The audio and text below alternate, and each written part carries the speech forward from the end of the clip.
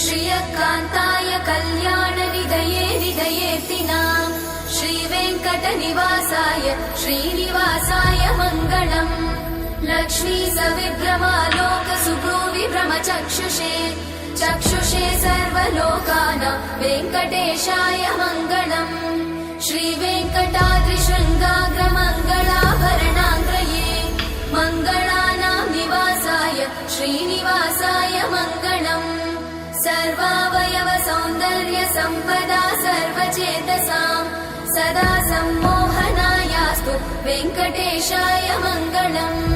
नित्याय निरवध्याय सत्यानन्दचिदात्मने सर्वान्तरात्मने श्रीमद् वेङ्कटेशाय मङ्गलम्। स्वतः सर्वविदे सर्वशक्तये सर्वशेषिने सुलभाय सुशीलाय वेङ्कटेशाय मङ्गलम्।